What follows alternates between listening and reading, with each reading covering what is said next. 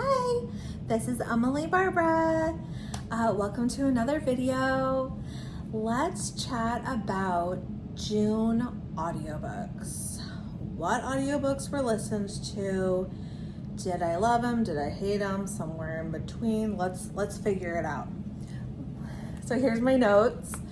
So in the month of June, I listened to 7 audiobooks. If you want to chat about the physical books that I read, that is in a previous video from a few days ago. I'll try to link that. I don't know how to do links inside of a video. There's a lot of things I don't know how to do, but I know other people do it, so I probably could figure it out. Let's see, I don't normally go over stats, but let's go over stats in my handy dandy notebook here. So I didn't have any 1 or 2 stars. I had 3 stars. Let me see, 1, 2, 3. I had a 3.5 star that I rounded up to 4 on Goodreads. And then I had 1, 2, 4 stars. And then the last, there's 7 books I listened to. The 7th book, I haven't decided how I'm gonna rate it, but I'll get to that. I'm guessing it's gonna be another 4 star. So potentially 3 4-star reads. So overall, a pretty good month. No 5 stars, but I consider 3 and 4s good anyway. So I'm not mad about it. Okay, so book number 1 was Before Your Memory Fades. This is the 3rd book in the Before the Coffee Gets Cold series. There are 4 books in this series. I only have 3. I have 3 on audiobook through Audible, and I haven't decided, but I think I might just be done. I gave this a 3 stars, Before Your Memory Fades. I feel like Before the Coffee Gets Cold, like the first book, I think I gave that a 4. I don't remember what I gave the 2nd book. But once I give a book a 3, I'm usually kind of done with the series. That usually means that if I were to force myself to go on to the 4th, because I believe there is a 4th book. If I were to force myself, it would probably end up getting a 2, just because I'm just kind of over it, you know, and I don't want to do that. It seems unfair to me. So rather than force myself, I may just be done for now. Cute, wholesome, time traveling stories from a time traveling cafe. That's all you really need to know. Okay, and they're different stories each time. Some are interconnected. Okay, so book number 2 was Death Was Not on the Guest List. So this I rated 4 stars. It's by Jenny L. Walsh, and it's a NetGalley ARC audiobook that I listened to. So NetGalley kindly allowed me to listen to this one, and it is a murder mystery. I would say it's a locked door mystery, locked room, I think is what we call that. Whodunit. It's all women that I think it's all women. I read this earlier in the month, and now I'm starting to forget, but I feel like it's all women that are like locked in this very fancy house owned by this prestigious people in the community, and they're having like a women's game night or something. I could be wrong. Again, it's been a while since I read this one. It was really good. Which I feel bad because I've forgotten a lot of the fine details, but I do remember that somebody gets murdered in this house during this party, and by the time the police get there, the police are like, you're all going to be locked in this house until we figure out who the killer is. Meanwhile, there might be more people dying. You know what I'm saying? And then, so yeah, the women in the story are trying to figure out who in the heck is killing them off before they all die, right? They're trying to figure this out before the worst case scenario happens. So they're on a timer to get this killer out of here.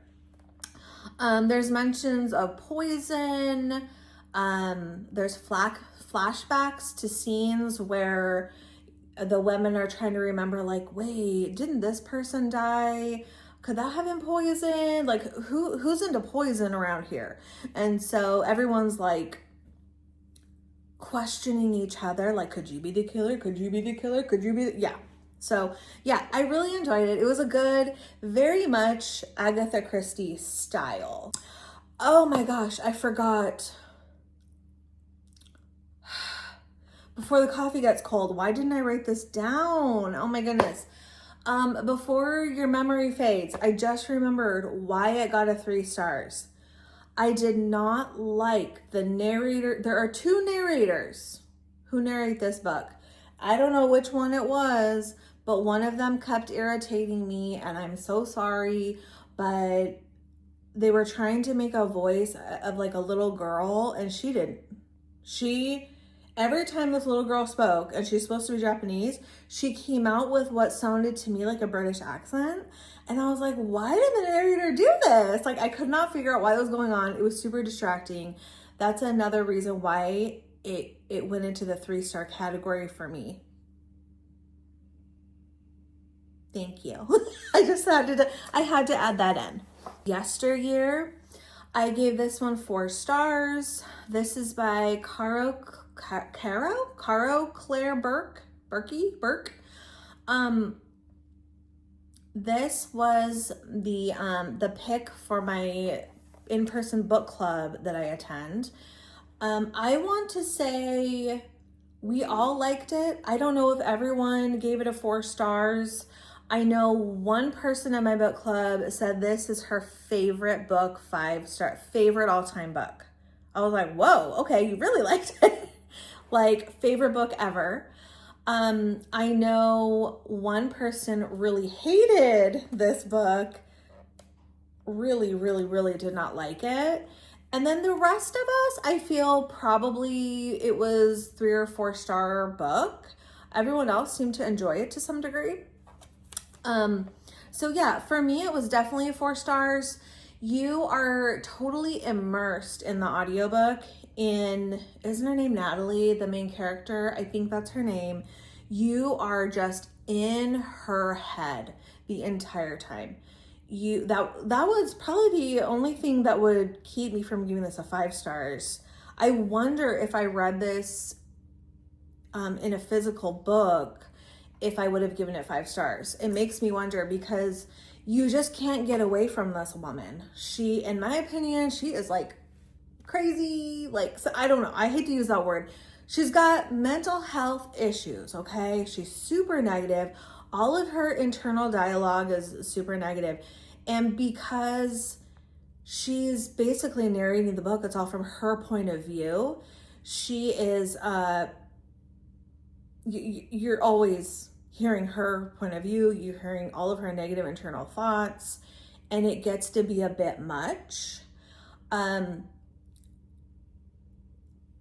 Yeah, I think that's what kept it from being a 5 stars for me, because I was like, my goodness, I can't get a break from this lady. But yeah, I would say she's quite unhinged, trad wife. This involves time travel, but does she actually time travel is what people bring up in these, when they review this book, is did she really time travel or not? In my opinion, no. I think, I don't want to, well, it's not giving it away, but like the book is kind of open-ended. And I think the whole thing is all mental health, this whole book. I don't think she really time traveled, but that's just my opinion. I could be completely wrong. Maybe she really did time travel. So yeah, we've got a trad wife. She's in an unhappy marriage, and she's got this farm, her and her husband, and I think there's 3 or 4 kids. And they all live on this beautiful farm, and everything looks perfect on the surface. Just like a lot of things do appear on the surface on social media. She has a social media accounts, and she portrays this like absolutely perfect life that she and her family, her husband and kids have on this farm. And she's like this really sweet, upbeat, fun lady to watch on social media. So she gets recognized, and she gets a ton of followers, starts making money. But who is she really? Because this woman is thinking a lot of strange things. Okay? She's not okay, in my opinion. So I found it very interesting. Even though she is an unlikable character, I still love a good book where we are following the life of someone and what they're going through. And I feel like this book kind of has some morals to the story that we're supposed to hopefully glean from it. So yeah, I thought it was great. Yeah, I feel like enough people have talked about this book, so I'm going to stop there. Okay, so Recursion was the 4th book. I gave this a 3 stars. This is by Blake Crouch. This one is about, there's an epidemic involving people's memories. I would classify this as sci-fi horror. And I will just say that this book was 4 stars for me up until about the 50% mark of the audiobook. It became too confusing, which is what downgraded it to a 3 by the end. The second half of the book, I was confused about like the science and like kind of why they were having such a hard time solving the problems within the book. You know, the characters, they have a problem they're trying to solve for, and it's very science heavy, and that's just not how my brain works. Kind of like, I think I gave 3 stars for Project Hail Mary as well, because I was confused for like half of that book. Half of the content. I'm like, I have no idea what's going on here. So I really love the concepts of this book, but it was a science that I had a hard time with. So it still got a 3 stars, which is good. Because yeah, it's really, I thought it was really interesting how there's the main character, she's a scientist, and she is trying to solve Alzheimer's and dementia because she has a mother. Okay, well, I'm having all kinds of problems with trying to film this video today. My phone keeps telling me my storage is full, so I just tried to fix that. I don't know if it worked, but let's just continue on. I think where I left off was on Recursion. Yeah, so this scientist is trying to basically solve Alzheimer's and dementia, which, oh my God, yes, let's do it. But this epidemic starts happening where people are having dual timelines of their memory. Okay, so next up is Headlights. This is another NetGalley. Okay, 3.5 stars. On Goodreads, I upgraded this to a 4, but I gave it 3.5 stars. It's by CJ Lead. This book is being likened to The Shining by Stephen King. I haven't read The Shining, so I really cannot testify to whether it's like that or not, but you may want to watch reviews on that if you're interested in that kind of thing. Okay, so Headlights. This one's definitely a horror. You have a detective that is trying to solve a serial killer, a series of murders by a serial killer. He's trying to catch the serial killer before he kills again. I felt this book was very creative about the twist. There's definitely a twist in here where he, you know, you kind of start to figure out who the serial killer may be, question mark. Yeah, I found it very creative. I really did enjoy it. My only thing is, it was a little long, in my opinion. The narrator did a great job. I stayed interested, but this book was just a little on the long side. The audiobook was a little on the long side. I feel like they could have cut out like 30 minutes or whatever, in my opinion. And I just wanted to let you guys know there is some spice in here. There is kind of like this part of the book where we've got some spicy going on. And of course, this is a horror. So we've got some horrific things. Serial killer. So we got some horrific things going on. But anyway, overall, I did like this book. So I feel like if you're interested in this book that is somewhat similar to The Shining by Stephen King, even though I can't vouch for that, you might want to give this one a try. Beware the Abbott Boys. This was another NetGalley and audiobook. I gave it 3 stars. This is by Chelsea Ichaso. Hopefully I said that correctly. And this is a YA mystery thriller. I thought it would be fun to give a YA thriller a chance because I've never tried one before. So yeah, so this one's about there's a female character. All the characters are in high school. The female character is trying to solve a murder. One of their classmates has been murdered, and it's a hard one to solve. So she has kind of taken it upon herself to help, because her neighbors, which are the Abbott Boys, which the book is named after, they're 3 brothers. They're wealthy. They're kind of known for like the town's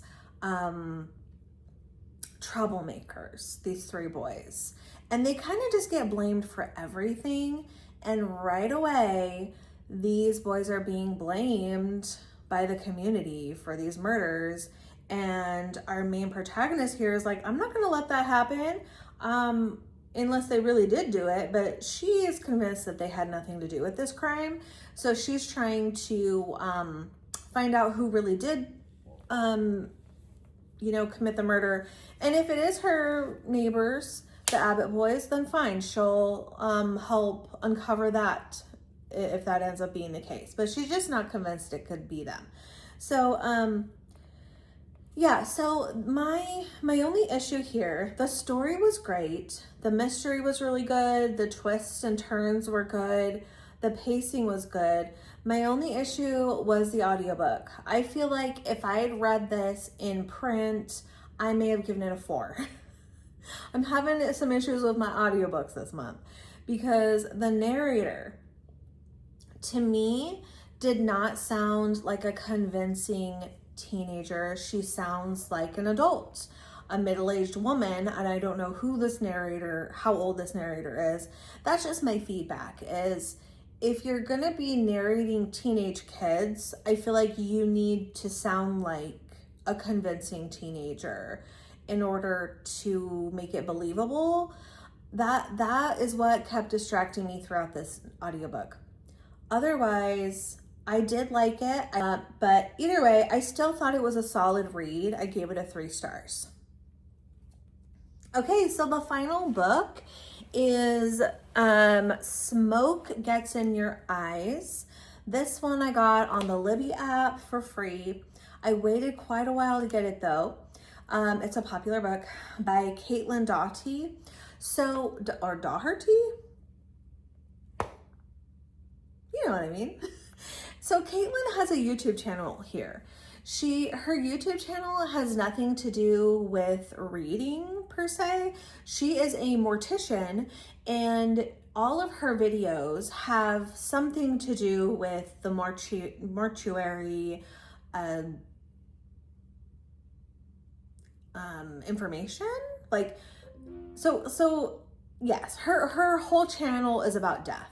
Like, she'll cover some of my favorite videos. I've been watching her and following her video like for years and years. So she'll, for example, she'll find like a ship that sank 100 years ago, and she'll do a video on like what she thinks happened, what would it happen to the bodies that were submerged in the water and all this kind of stuff. So I find that fascinating. I just find her fascinating. So find her if you're interested. But the book is Smoke Gets in Your Eyes. And I was surprised when I went on Goodreads. She's written several books. I did not know. But this book, I believe it's labeled as nonfiction.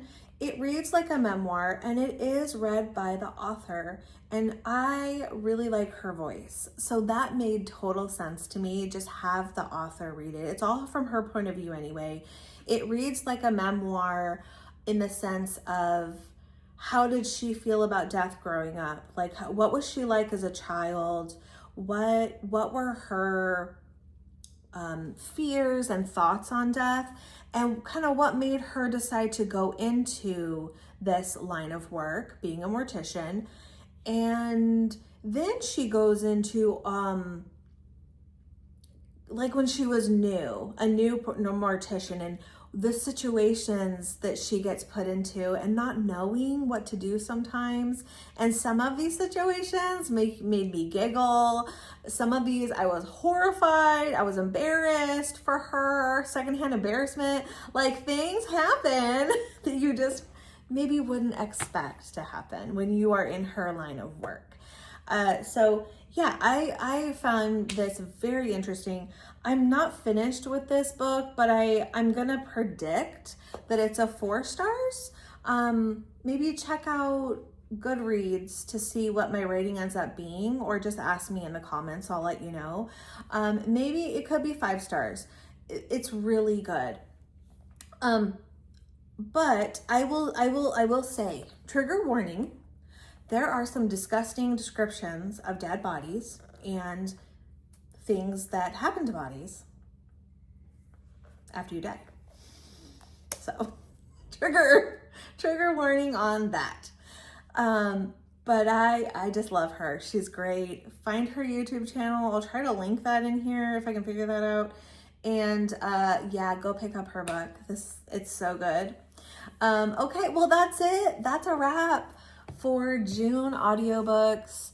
Again, I did post my physical book wrap up for June, and I would love to hear your comments on what have you been reading in June? What did you love? What did you hate? Anything. Let me know. I would love to chat back and forth. If you wouldn't mind liking and subscribing, I would really appreciate that too, because when you subscribe to me, I'm going to subscribe back to you if you have a channel. Or if you don't want me to, let me know. But I hope you are having a wonderful June, July, and that your summer is going well. By the way, what's on your summer TBR? I want to know. See ya.